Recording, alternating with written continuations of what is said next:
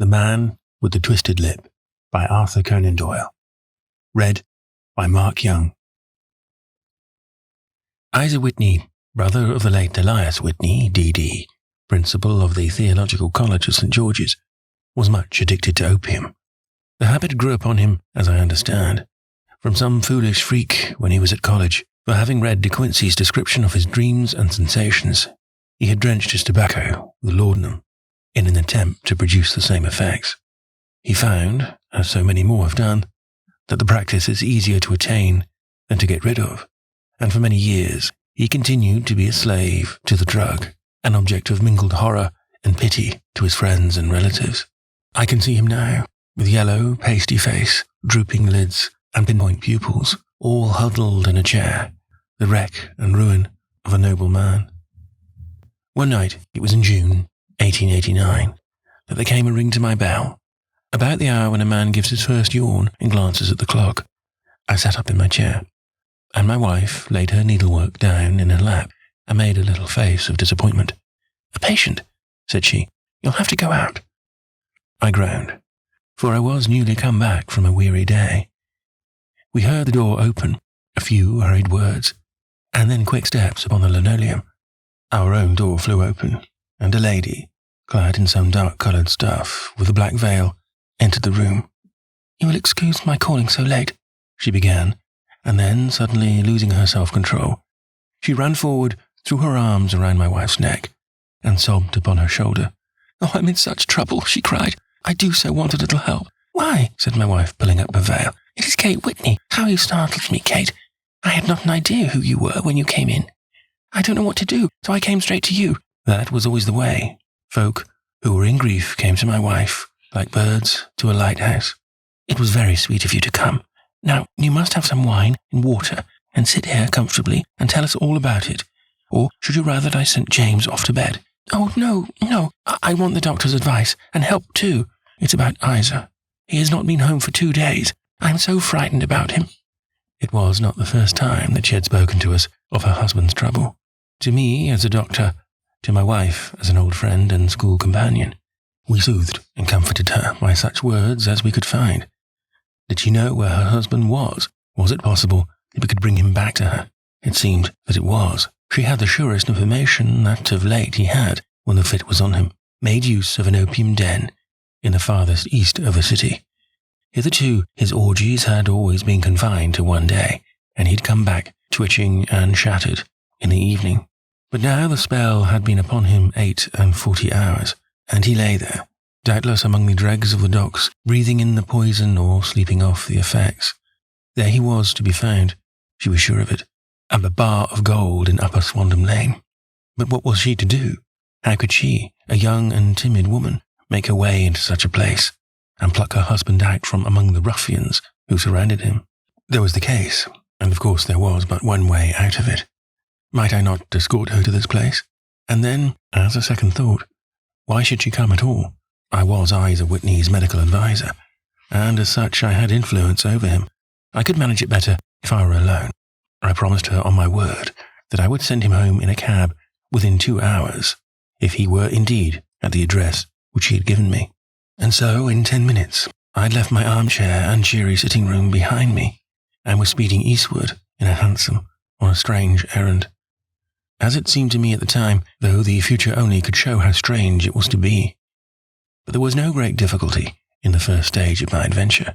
Upper Swandam Lane is a vile alley, lurking behind the high wharves which line the north side of the river to the east of London Bridge, between a slop shop and a gin shop, approached by a steep flight of steps, leading down to a black gap like the mouth of a cave. I found the den of which I was in search.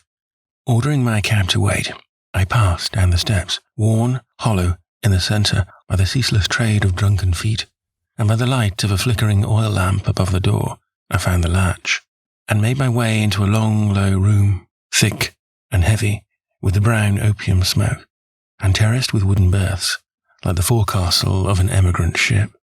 Through the gloom, one could dimly catch a glimpse of bodies lying in strange, fantastic poses, bowed shoulders, bent knees, heads thrown back, and chins pointing upward with here and there a dark, lacklustre eye turned upon the newcomer.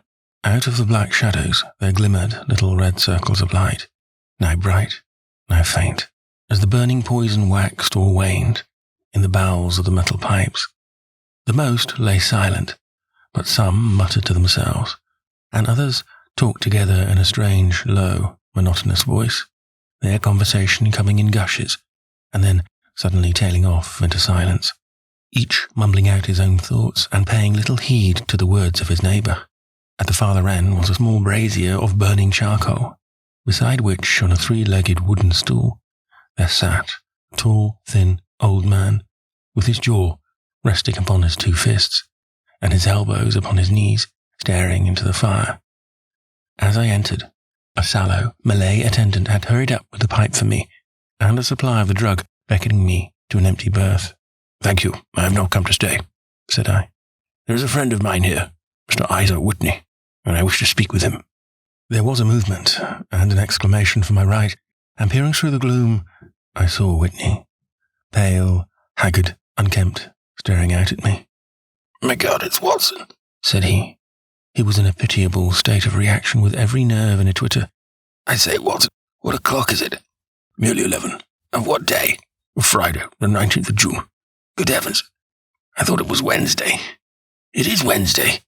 What do you want a Friday chap for?"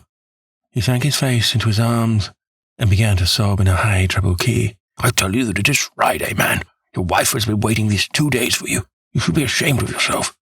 "So I am, but you've got mixed, Watson, for I have only been here a few hours. 3 pipes, 4 pipes, I forget how many. But I'll go home with you. I wouldn't frighten Kate, poor little Kate. Give me your hand. Have you a cab?" "Yes, I have one waiting." "Then I shall go in it. I must owe something. Find what I owe, Watson. I am all off colour. I could do nothing for myself." I walked down the narrow passage between the double row of sleepers, holding my breath to keep out the vile, stupefying fumes of the drug, and looking about for the manager. As I passed the tall man who sat by the brazier, I felt a sudden pluck at my shirt, and a low voice whispered, "Walk past me, and then look back at me." The words fell quite distinctly upon my ear. I glanced down. They could only have come from the old man at my side, and yet he sat now as absorbed as ever, very thin, very wrinkled, bent with age, an opium pipe dangling down from between his knees, as though it had dropped in sheer lassitude from his fingers. I took 2 steps forward and looked back. It took all my self-control to prevent me from breaking out into a cry of astonishment. He had turned his back so that none could see him but I. His form had filled out, his wrinkles were gone, the dull eyes had regained their fire, and there, sitting by the fire and grinning at my surprise, was none other than Sherlock Holmes. He made a slight motion to me to approach him, and instantly, as he turned his face half round to the company once more, subsided into a doddering, loose-lipped senility. "Holmes," I whispered, "what on earth are you doing in this den?" "As low as you can," he answered. "I have excellent ears. If you would have the great kindness to get rid of that sottish friend of yours, I shall be exceedingly glad to have a little talk with you." "I have a cab outside." "Then pray send him home in it. You may safely trust him, for he appears to be too limp to get into any mischief. I should recommend you also to send a note by the cabman to your wife, to say that you have thrown in your lot with me. If you will wait outside, I shall be with you in 5 minutes." It was difficult to refuse any of Sherlock Holmes's requests, for they were always so exceedingly definite, and put forward with such a quiet air of mastery. I felt, however, that when Whitney was once confined in the cab, my mission was practically accomplished, and for the rest, I could not wish anything better than to be associated with my friend in one of those singular adventures which were the normal condition of his existence. In a few minutes, I had written my note, paid Whitney's bill, led him out to the cab, and seen him driven through the darkness. In a very short time, a decrepit figure had emerged from the opium den, and I was walking down the street with Sherlock Holmes. For 2 streets he shuffled along with a bent back and an uncertain foot. Then, glancing quickly round, he straightened himself out and burst into a hearty fit of laughter. "I suppose, Watson," said he, "that you imagine that I have added opium smoking to cocaine injections and all the other little weaknesses on which you have favoured me with your medical views. I was certainly surprised to find you there, but no more so than I was to find you. I came to find a friend." "And I to find an enemy." "An enemy?" "Yes, one of my natural enemies. or shall I say my natural prey. Briefly, Watson, I am in the midst of a very remarkable inquiry, and I have hoped to find a clue in the incoherent ramblings of these sorts, as I have done before now. Had I been recognized in that den, my life would not have been worth an hour's purchase, for I have used it before now, for my own purposes, and the rascally lascar who runs it has sworn to have vengeance upon me. There is a trap-door at the back of that building, near the corner of Paul's Wharf, which could tell some strange tales of what has passed through it upon the moonless nights. What, you do not mean bodies? Aye, bodies, Watson.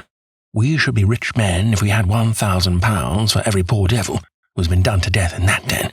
It is the vilest murder trap on the whole riverside, and I fear that Neville St. Clair has entered it never to leave it more. But our trap should be here. He put his 2 forefingers between his teeth and whistled shrilly, a signal which was answered by a similar whistle from the distance, followed shortly by the rattle of wheels and the clink of horses' hooves.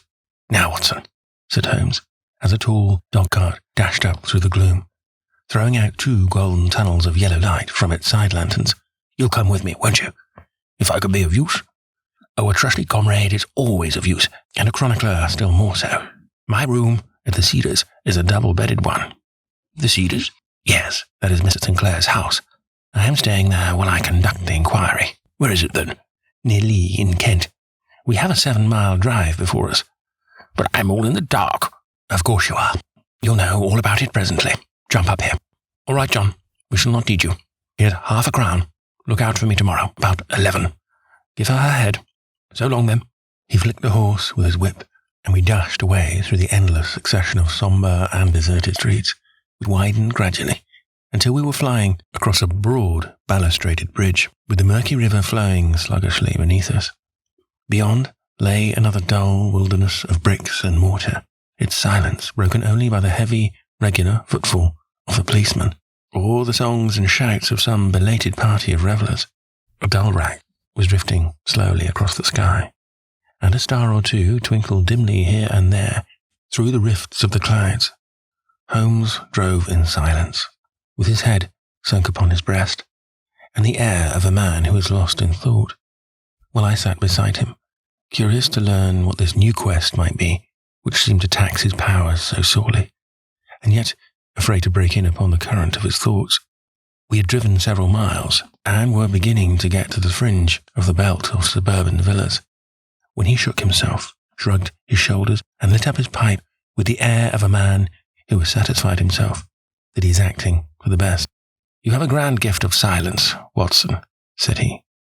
It makes you quite invaluable as a companion. Upon my word, it's a great thing for me to have someone to talk to, for my own thoughts are not over-pleasant. I was wondering what I should say to this dear little woman tonight when she meets me at the door.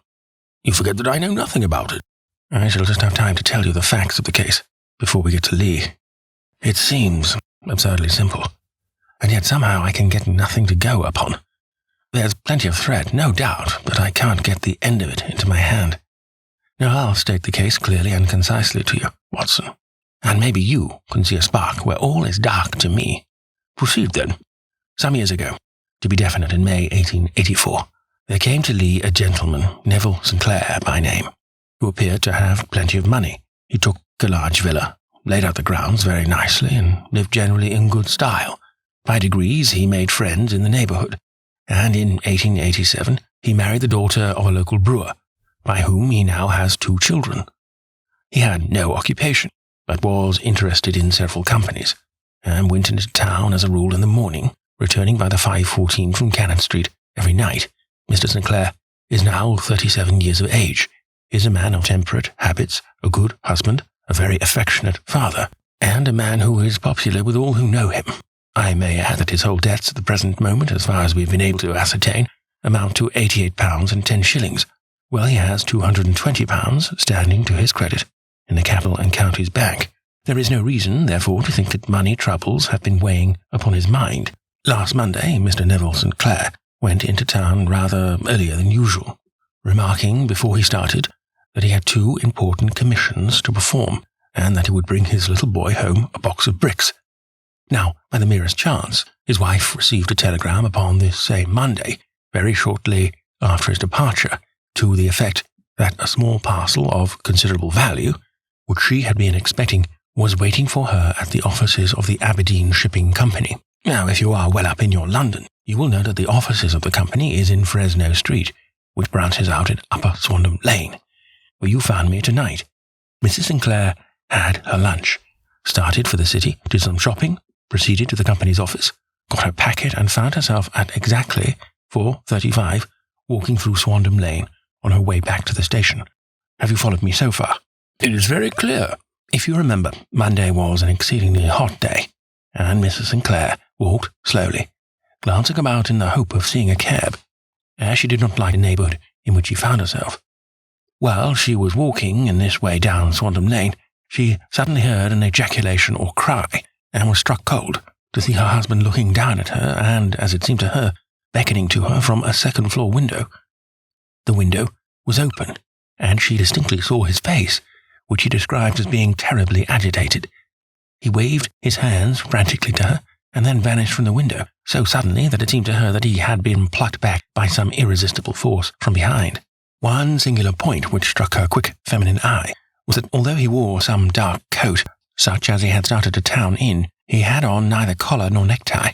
Convinced that something was amiss with him, she rushed down the steps, for the house was none other than the opium den in which you found me tonight, and running through the front room, she attempted to ascend the stairs which led to the first floor. At the foot of the stairs, however, she met this Lascar scoundrel of whom I have spoken.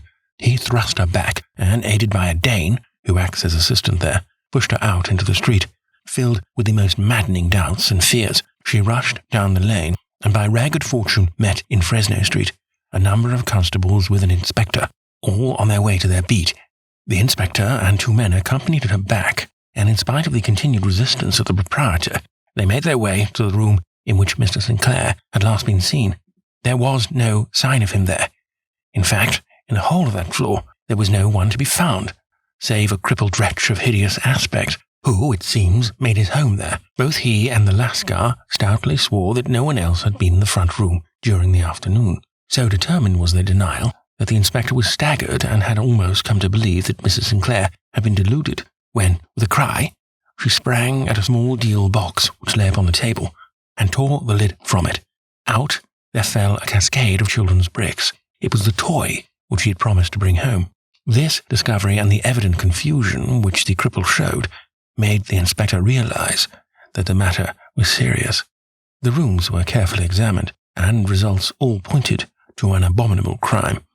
The front room was plainly furnished as a sitting room, and led into a small bedroom, which looked out upon the back of one of the wharves. Between the wharf and the bedroom window is a narrow strip, which is dry at low tide, but is covered at high tide with at least 4.5 feet of water. The bedroom window was a broad one, and opened from below. On examination, traces of blood were to be seen upon the window-sill, and several scattered drops were visible upon the wooden floor of the bedroom. Thrust away beyond a curtain in the front room were all the clothes of Mr. Neville St. Clair, with the exception of his coat, his boots, his socks, his hat, and his watch. All were there. There were no signs of violence upon any of these garments, and there were no other traces of Mr. Neville St. Clair. Out of the window he must apparently have gone, for no other exit could be discovered, and the ominous bloodstains upon the sill gave little promise that he could save himself by swimming, for the tide was at its very highest at the moment of the tragedy. And now, as to the villains who seemed to be immediately implicated in the matter, the Lascar was known to be a man of the vilest antecedents, but, as by Mrs. Sinclair's stories, he was known to have been at the foot of the stair within a very few seconds of her husband's appearance at the window. He could hardly have been more than an accessory to the crime. His defence was one of absolute ignorance, and he protested that he had no knowledge as to the doings of Hugh Boone, his lodger, and that he could not account in any way for the presence of the missing gentleman's clothes. So much for the Lascar manager. Now for the sinister cripple who lived upon the second floor of the opium den, and who was certainly the last human being whose eyes rested upon Neville St. Clair. His name is Hugh Boone, and his hideous face is one which is familiar to every man who goes much to the city. He is a professional beggar, though, in order to avoid the police regulations, he pretends to a small trade in wax vestas. Some little distance down Threadneedle Street, upon the left-hand side, there is, as you may have remarked, a small angle in the wall, Here it is that this creature takes his daily seat, cross-legged, with his tiny stock of matches on his lap, and, as he is a piteous spectacle, a small rain of charity descends into the greasy leather cap which lies upon the pavement beside him. I have watched the fellow more than once, before ever I thought of making his professional acquaintance, and I have been surprised at the harvest which he has reaped in a short time. His appearance, you see, is so remarkable that no one can pass him without observing him. A shock of orange hair, pale face, disfigured by a horrible scar, which, by its contraction, has turned up the outer edge of his upper lip, a bulldog chin, and a pair of very penetrating dark eyes, which present a singular contrast to the colour of his hair, all mark him out from amidst the common crowd of mendicants, and so too does his wit, for he is ever ready with a reply to any piece of chaff which may be thrown at him by the passers-by, and so too does his wit, for he is ever ready with a reply to any piece of chaff which may be thrown at him by the passers-by. This is the man whom we now learn to have been the lodger at the opium den, and to have been the last man to see the gentleman of whom we are in quest. But a cripple, said I. What could he have done single-handed against a man in the prime of life? He is a cripple in the sense that he walks with a limp, but in other respects he appears to be a powerful and well-nurtured man. Surely your medical experience would tell you, Watson, that weakness in one limb is often compensated for by exceptional strength in the others. Pray continue your narrative. Mrs. Sinclair had fainted at the sight of the blood upon the window, and she was escorted home in a cab by the police, as her presence could be of no help to them in their investigations. Inspector Barton, who had charge of the case, made a very powerful examination of the premises, without finding anything which threw any light upon the matter. One mistake had been made in not arresting Boone instantly, as he was allowed some few minutes during which he might have communicated with his friend the Lascar, but this fault was soon remedied, and he was seized and searched without anything being found which could incriminate him. There were, it is true, some blood stains upon his right shirt sleeve, but he pointed to his ring finger, which had been cut near the nail, and explained that the bleeding came from there, adding that he had been to the window not long before, and that these stains, which had been observed there, came doubtless from the same source. He denied, strenuously, having ever seen Mr. Neville St. Clair, and swore that the presence of the clothes in his room was as much a mystery to him as to the police. As to Mrs. Sinclair's assertion that she had actually seen her husband at the window, he declared that she must have been either mad or dreaming. He was removed, loudly protesting, to the police station, while the inspector remained upon the premises in the hope that the ebbing tide might afford some fresh clue. And it did, though they hardly found upon the mudbank what they had feared to find. It was Neville St. Clair's coat, and not Neville St. Clair, which lay uncovered as the tide receded. And what do you think they found in the pockets? I cannot imagine. No, I don't think you would guess. Every pocket stuffed with pennies and halfpennies, 421 pennies and 270 halfpennies. It was no wonder that it had not been swept away by the tide. But a human body is a different matter. There is a fierce eddy between the wharf and the house. It seemed likely enough that the weighted coat had remained when the stripped body had been sucked away into the river. But I understand that all the other clothes were found in the room. Would the body be dressed in a coat alone? No, sir. But the facts might be met speciously enough. Suppose this man Boone had thrust Neville St. Clair through the window. There is no human eye which could have seen the deed. What could he do then? It would, of course, instantly strike him that he must get rid of the telltale garments. He would seize the coat then, and be in the act of throwing it out, when it would occur to him that it would swim and not sink. He has a little time, for he has heard the scuffle downstairs, when the wife tried to force her way up, and perhaps he has already heard from his Lascar confederate that the police are hurrying up street. There is not an instant to be lost. He rushes to some secret hoard where he has accumulated the fruits of his beggary, and he stuffs all the coins upon which he can lay his hands into the pockets to make sure of the coat's sinking. He throws it out, and would have done the same with the other garments had not he heard the rush of steps below, and only just has time to close the window when the police appeared. It certainly sounds feasible. Well, we will take it as a working hypothesis, for want of a better. Boone, as I have told you, was arrested and taken to the station, but it could not be shown that there had ever before been anything against him. He had for years been known as a professional beggar, but his life appeared to have been a very quiet and innocent one. There the matter stands at present. And the questions which have to be solved, what Neville St. Clair was doing in the opium den, what happened to him when there, where he is now, and what Hugh Boone had to do with his disappearance, are all as far from a solution as ever. I confess that I cannot recall any case within my experience which looked at the first glance so simple, and yet which presented such difficulties. While Sherlock Holmes had been detailing this singular series of events, we had been whirling through the outskirts of the great town until the last straggling houses had been left behind, and we rattled along with a country hedge upon either side of us. Just as he finished, however, we drove through 2 scattered villages, where a few lights still glimmered in the windows. "We are on the outskirts of Lee," said my companion. "We have touched on 3 English counties in our short drive, starting in Middlesex, passing over an angle of Surrey, and ending in Kent. See that light among the trees? That is the Cedars, and beside that lamp sits a woman whose anxious ears have already, I have little doubt, caught the clink of our horses' feet." "But why are you not conducting the case from Baker Street?" I asked. "Because there are many inquiries which must be made out here. Mrs. St. Clair has most kindly put 2 rooms at my disposal, and you may rest assured that she will have nothing but a welcome for my friend and colleague. I hate to meet her, Watson, when I have no news of her husband. Here we are. Whoa there, whoa!" We had pulled up in front of a large villa, which stood within its own grounds. A stable boy had run out to the horse's head, and, springing down, I followed Holmes up a small winding gravel drive which led to the house.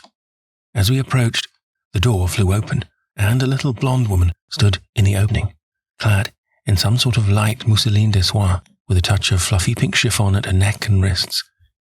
She stood with her figure outlined against a flood of light, one hand upon the door, one half raised in her eagerness, her body slightly bent, her head and face protruded, with eager eyes and parted lips, a standing question. "Well?" she cried. "Well?" And then, seeing that there were 2 of us, she gave a cry of hope, which sank into a groan as she saw that my companion shook his head and shrugged his shoulders. "No good news?" "None." "No bad?" "No." "Thank God for that. Come in. You must be weary, for you have had a long day." "This is my friend, Dr. Watson. He has been of most vital use to me in several of my cases, and a lucky chance has made it possible for me to bring him out and associate him with this investigation." "I am delighted to see you," said she, pressing my hand warmly. "You will, I am sure, forgive anything that may be wanting in our arrangements, when you consider the blow which has come so suddenly upon us." "My dear madam," said I am an old campaigner, and if I were not, I can very well see that no apology is needed. If I can be of any assistance, either to you or to my friend here, I shall be indeed happy." "Now, Mr. Sherlock Holmes," said the lady, as we entered a well-lit dining room upon the table of which a cold supper had been laid out, "I should very much like to ask you 1 or 2 plain questions, to which I beg that you will give a plain answer." "Certainly, madam." "Do not trouble about my feelings. I am not hysterical nor given to fainting. I simply wish to hear your real opinion." "Upon what point?" "In your heart of hearts, do you think that Neville is alive?" Sherlock Holmes seemed to be embarrassed by the question. "Frankly now," she repeated, standing upon the rug and looking keenly down at him as he leaned back in a basket chair. "Frankly then, madam, I do not." "You think that he is dead?" "I do." "Murdered?" "I don't say that. Perhaps." "And on what day did he meet his death?" "On Monday." "Then perhaps, Mr. Holmes, you will be good enough to explain how is it that I have received a letter from him today?" Sherlock Holmes sprang out of his chair as if he had been galvanized. "What?" he roared. "Yes, today." She stood smiling, holding up a little slip of paper in the air. "May I see it?" "Certainly." He snatched it from her in his eagerness, and smoothing it out upon the table, he drew over the lamp and examined it intently. I had left my chair and was gazing at it over his shoulder. The envelope was a very coarse one, and was stamped with a Gravesend postmark, and with the date of that very day, or rather of the day before, for it was considerably after midnight. "Coarse writing," murmured Holmes. "Surely this is not your husband's writing, madam?" "No, but the enclosure is." "I perceive also that whoever addressed the envelope had to go and inquire as to the address." "How can you tell that?" "The name, you see, is in perfectly black ink, which has dried itself. The rest is of the greyish colour, which shows that blotting paper has been used. If it had been written straight off and then blotted, none would be of a deep black shade, This man has written the name, and there has then been a pause before he wrote the address, which can only mean that he was not familiar with it. It is, of course, a trifle, but there is nothing so important as trifles. Let us now see the letter. There has been an enclosure here. Yes, there was a ring, his signet ring. And you are sure that this is your husband's hand? One of his hands. One? His hand when he wrote hurriedly. It is very unlike his usual writing, and yet I know it well. Dearest, do not be frightened. All will come well. There is a huge error, which it may take some little time to rectify. Wait in patience, Neville. Written in pencil upon the flyleaf of book, Octavio size, no watermark. Posted today in Gravesend by a man with a dirty thumb. And the flap has been gummed, if I am not very much in error, by a person who has been chewing tobacco. And you have no doubt that it is your husband's hand, madam. None. Neville wrote those words. And they were posted today at Gravesend. Well, Mrs. Clair, clouds lighten, though I should not venture to say that the danger is over. But he must be alive, Mr. Holmes. Unless this is a clever forgery to put us on the wrong scent. The ring, after all, proves nothing. It may have been taken from him. No, it is his very own writing. Very well. It may, however, have been written on Monday, and only posted today. That is possible. If so, much may have happened between. Oh, you must not discourage me, Mr. Holmes. I know that all is well with him. There is so keen a sympathy between us that I should know if evil came upon him. On the very day that I saw him last, he cut himself in the bedroom, and yet I, in the dining room, rushed upstairs instantly with the utmost certainty that something had happened. Do you think that I would respond to such a trifle and yet be ignorant of his death? I have seen too much not to know that the impression of a woman may be more valuable than the conclusion of an analytical reasoner. And in this letter, you certainly have a very strong piece of evidence to corroborate your view. But if your husband is alive and able to write letters, why should he remain away from you? I cannot imagine. It is unthinkable. And on Monday he made no remarks before leaving you? No. And you were surprised to see him in Swandam Lane? Very much so. Was the window open? Yes. Then he might have called you. He might. He only, as I understand, gave an inarticulate cry. Yes. Call for help, you thought? Yes, he waved his hands. But it might have been a cry of surprise. Astonishment at the unexpected sight of you might cause him to throw up his hands. It is possible. And you thought he was pulled back. He disappeared so suddenly. He might have leaped back. You did not see anyone else in the room? No, but this horrible man confessed to having been there, and the lascar was at the foot of the stairs. Quite so. Your husband, as far as you could see, had his ordinary clothes on, but without his collar or tie. I distinctly saw his bare throat. Had he ever spoken of Swandam Lane? Never. Had he ever showed any signs of having taken opium? Never. Thank you, Mrs. St. Clair. Those are the principal points about which I wish to be absolutely clear. We shall now have a little supper and then retire, for we may have a very busy day tomorrow. A large and comfortable double-bedded room had been placed at our disposal, and I was quickly between the sheets, for I was weary after my night of adventure.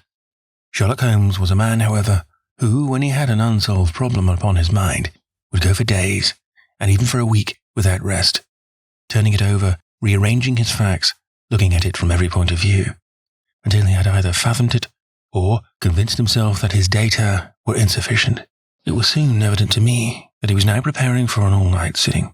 He took off his coat and waistcoat, put on a large blue dressing gown, and then wandered about the room, collecting pillows from his bed and cushions from the sofa and armchairs. With these, he constructed a sort of Eastern divan, upon which he perched himself, cross-legged, with an ounce of shag tobacco and a box of matches laid out in front of him. In the dim light of the lamp, I saw him sitting there, an old briar pipe between his lips, his eyes fixed vacantly upon the corner of the ceiling, the blue smoke curling up from him, silent, motionless, with the light shining upon his strong-set, aquiline features. So he sat as I dropped off to sleep, and so he sat when a sudden ejaculation caused me to wake up, and I found the summer sun shining into the apartment. The pipe was still between his lips, the smoke still curled upward, and the room was full of a dense tobacco haze, but nothing remained of the heap of shag which I had seen upon the previous night. "Awake, Watson?" he asked. "Yes." Game for a morning drive? Certainly. Then dress. No one is stirring yet, but I know where the stable boy sleeps, and we shall soon have the trap out. He chuckled to himself as he spoke. His eyes twinkled, and he seemed a different man to the somber thinker of the previous night. As I dressed, I glanced at my watch. It was no wonder that no one was stirring. It was 25 minutes past 4. I had hardly finished when Holmes returned with the news that the boy was putting in the horse.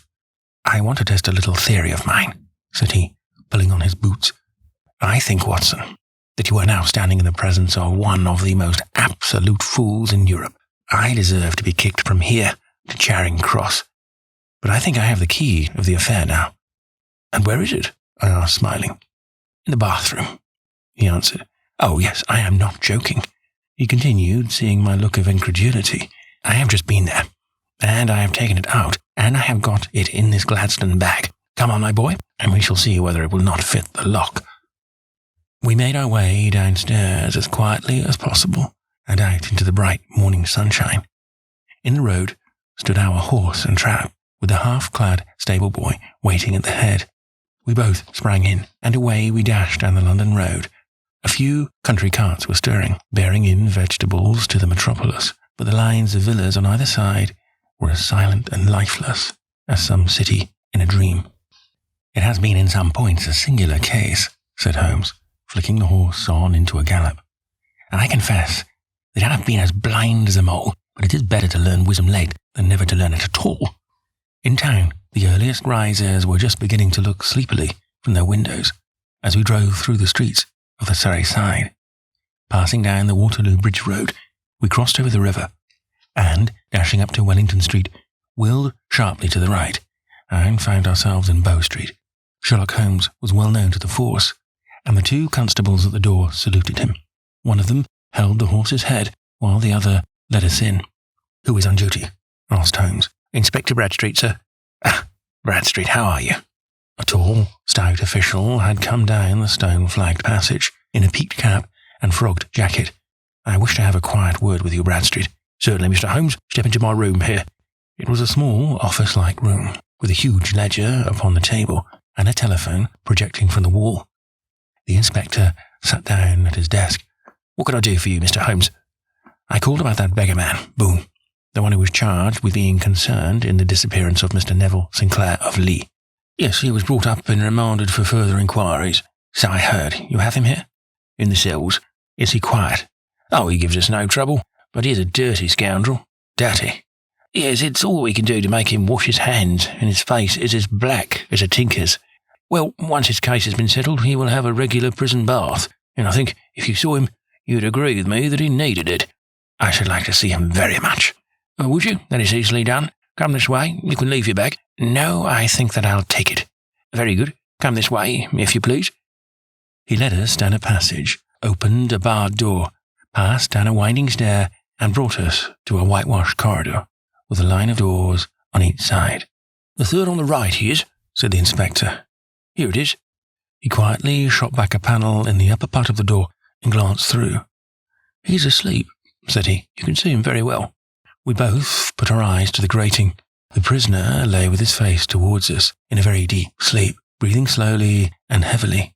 He was a middle-sized man, coarsely clad. As became his calling, with a coloured shirt protruding through the rent of his tattered coat. He was, as the inspector had said, extremely dirty, but the grime which covered his face could not conceal its repulsive ugliness. A broad wheal from an old scar ran right across it from eye to chin, and by its contraction had turned up one side of the upper lip, so that 3 teeth were exposed in a perpetual snarl. A shock of very bright red hair grew low over his eyes and forehead. He's a beauty, isn't he? Said the inspector. He certainly needs a wash, remarked Holmes. I had an idea that he might, and I took the liberty of bringing the tools with me. He opened the Gladstone bag as he spoke, and took out, to my astonishment, a very large bath sponge. Oh, you are a funny one, chuckled the inspector. Now, if you will have the great goodness to open that door very quietly, we will soon make him cut a much more respectable figure. Well, I don't know why not, said the inspector. He doesn't look a credit to the Bow Street cells, does he? He slipped his key into the lock and we all very quietly entered the cell. The sleeper half turned, and then settled down once more into a deep slumber. Holmes stooped to the water jug, moistened his sponge, and then rubbed it twice vigorously across and down the prisoner's face. "Let me introduce you," he cited, "to Mr. Neville St. Clair of Lee, in the county of Kent." Never in my life have I seen such a sight. The man's face peeled off under the sponge like the bark from a tree. Gone was the coarse brown tint. Gone too was the horrid scar which seamed it across, and the twisted lip which had given the repulsive sneer to the face. A twitch brought away the tangled red hair, and there, sitting up in his bed, was a pale, sad-faced, refined-looking man, black-haired and smooth-skinned, rubbing his eyes and staring about him with sleepy bewilderment. Then, suddenly realizing the exposure, he broke into a scream and threw himself down with his face to the pillow. "Great heavens," said the inspector. "It is indeed the missing man. I know him from the photograph." The prisoner turned with the reckless air of a man who abandons himself to his destiny. "Be it so," said he. "And pray, what am I charged with?" "With making away with Mr. Neville St. "Oh, come, you can't be charged with that, unless they make a case of attempted suicide of it," said the inspector, with a grin. "Well, I have been 27 years in the force, but this really takes the cake. If I am Mr. Neville St. Clair, then it is obvious that no crime has been committed, and that therefore I am illegally detained." "No crime, but a very great error has been committed," said Holmes. "You would have done better to have trusted your wife." "It was not the wife, it was the children," groaned the prisoner. "God help me, I would not have them ashamed of their father. My God, what an exposure! What can I do?" Sherlock Holmes sat down beside him on the couch and patted him kindly on the shoulder. "If you leave it to a court of law to clear the matter up," said he, "of course you can hardly avoid publicity. On the other hand, if you convince the police authorities that there is no possible case against you, I do not know that there is any reason that the details should find their way into the papers. Inspector Bradstreet would, I am sure, make notes upon anything which you might tell us, and submit it to the proper authorities. The case would then never go into court at all." "God bless you," cried the prisoner passionately. "I would have endured imprisonment, aye, even execution, rather than have left my miserable secret as a family blot to my children. You are the first who have ever heard my story. My father was a schoolmaster in Chesterfield, where I received an excellent education. I travelled in my youth, took to the stage, and finally became a reporter on an evening paper in London. One day my editor wished to have a series of articles upon begging in the metropolis, and I volunteered to supply them. That was the point from which all my adventures started. It was only by trying begging as an amateur that I could get the facts upon which to base my articles. When an actor, I had, of course, learned all the secrets of making up, and had been famous in the green room for my skill. I took advantage now of my attainments. I painted my face, and to make myself as pitiable as possible, I made a good scar and fixed one side of my lip in a twist by the aid of a small slip of flesh-coloured plaster.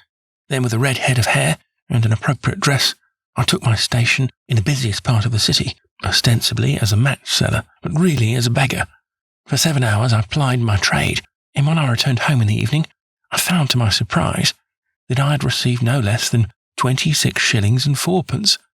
I wrote my articles and thought little more of the matter, until, some time later, I backed a bill for a friend and had a writ served upon me for £25. I was at my wit's end where to get the money, but a sudden idea came to me. I begged a fortnight's grace from the creditor, asked for a holiday from my employers, and spent the time in begging in the city under my disguise. In 10 days, I had the money and had paid the debt. Well, you can imagine how hard it was to settle down to arduous work at £2 a week, when I knew that I could earn as much in a day by smearing my face with a little paint, laying my cap on the ground, and sitting still. It was a long flight between my pride and the money, but the dollars won at last, and I threw up reporting and sat day after day in the corner which I had first chosen, inspiring pity by my ghastly face and filling my pockets with coppers. Only one man knew my secret. He was the keeper of a low den in which I used to lodge in Swandam Lane, where I could every morning emerge as a squalid beggar, and in the evenings transform myself into a well-dressed man about town. This fellow, a Lascar, was well paid by me for his rooms, so that I knew that my secret was safe in his possession. Well, very soon I found that I was saving considerable sums of money. I do not mean that any beggar in the streets of London could earn £700 a year, which is less than my average takings. But I had exceptional advantages in my power of making up, and also in a facility of repartee, which improved by practice, and made me quite a recognised character in the city. All day a stream of pennies, varied by silver, poured in upon me, and it was a very bad day in which I failed to take £2. As I grew richer, I grew more ambitious, took a house in the country, and eventually married, without anyone having a suspicion as to my real occupation. My dear wife knew that I had business in the city. She little knew what. Last Monday, I had finished for the day, and was dressing in my room above the opium den, when I looked out of my window and saw, to my horror and astonishment, that my wife was standing in the street. With her eyes fixed full upon me, I gave a cry of surprise, threw up my arms to cover my face, and rushing to my confidant the Lascar, entreated him to prevent anyone from coming up to me. I heard her voice downstairs, but I knew that she could not ascend. Swiftly I threw off my clothes, pulled on those of a beggar, and put on my pigments and a wig. Even a wife's eyes could not pierce so complete a disguise, but then it occurred to me that there might be a search in the room, and that the clothes might betray me. I threw open the window, reopening by my violence a small cut which I had inflicted upon myself in the bedroom that morning. Then I seized my coat, which was weighted by the coppers, which I had just transferred to it from the leather bag in which I carried my takings. I hurled it out of the window, and it disappeared into the Thames. The other clothes would have followed, but at that moment there was a rush of constables up the stair, and a few minutes after I found, rather, I confess to my relief, that instead of being identified as Mr. Neville St. Clair, I was arrested as his murderer. I do not know that there is anything else for me to explain. I was determined to preserve my disguise as long as possible, and hence my preference for a dirty face. Knowing that my wife would be terribly anxious, I slipped off my ring and confided it to the Lascar at a moment when no constable was watching me, together with a hurried scrawl telling her that she had no cause to fear. That note only reached her yesterday, said Holmes. Good God, what a week she must have spent. The police have watched this Lascar, said Inspector Bradstreet, and I can quite understand that he might find it difficult to post a letter unobserved. Probably he handed it to some sailor customer of his, who forgot all about it for some days. That was it, said Holmes, nodding approvingly. I have no doubt of it. But have you never been prosecuted for begging? Many times, but what was a fine to me? It must stop here, however, said Bradstreet. If the police are to hush this thing up, there must be no more of Hugh Boone. I have sworn it, by the most solemn oaths which a man can take. In that case, I think that it is probable that no further steps may be taken. But if you are found again, then all must come out. And I'm sure, Mr. Holmes, that we are very much indebted to you for having cleared this matter up. I wish I knew how you reached your results. I reached this one, said my friend, by sitting upon 5 pillows and consuming an ounce of shag. I think, Watson, that if we drive to Baker Street, we shall just be in time for breakfast.